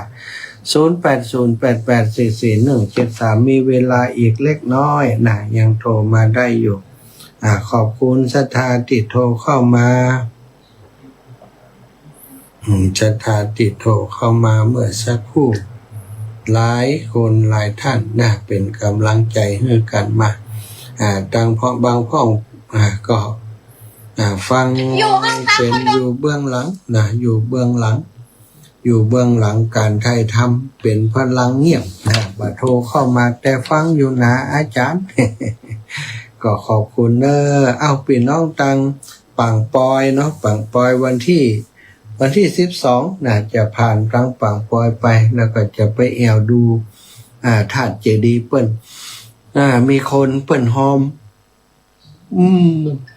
บดินกีมานี่นะก็จะได้เอาไปมอบให้กับท่านอาจารย์เจ้าอาวาสเปิ้นได้เก็บเข้าบัญชีไว้เจริญพรอีแม่เจ้าได้ไปเดียวด้วยหลานแล้วนะหลานเลี้ยงหลานแหล่งวัดนี่มันยันนักแต่ละอาจารย์ก็ได้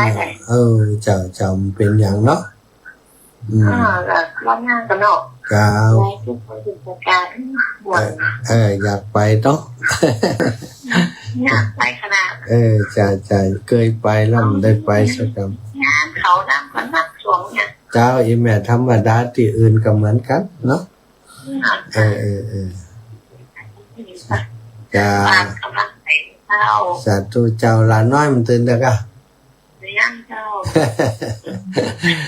ดีแหงมาหน่อยจ้านั่นจ้าสาธุค่ะแม่แม่เครือวันบ้านหนองเตาคำศรัทธาญาติโยมพี่น้องแม่อุ้ยอินแม่สับเสมอค่ะมาโทรมาแล้วเนาะอยู่ดีมีสุขอายุมันขวัญยืนเนแม่อุ้ยอินขอให้หายไวๆหอมให้หายไวๆรู้จักสิเอาละศรัทธาเวลาหมดเวลาอาตมาภาพขอนำรายการจากลาไปโดยเวลาเพียงเท่านี้ขอความสุขความสัสดีจงมีแก่ศรัทธาสาธุชนทุกคนทุกท่านนะตึงต่าง Facebook ไลฟ์ตึงต่าง YouTube แล้วก็ต่างสถานีวิทยุ อายุมันขวัญยืนมั่งมูลตุนเต้ากันจุปู่จุท่านจุปู่จุคนจัตตารโอธรรมาวัฏันติอายุวันโนสุขังภะลัง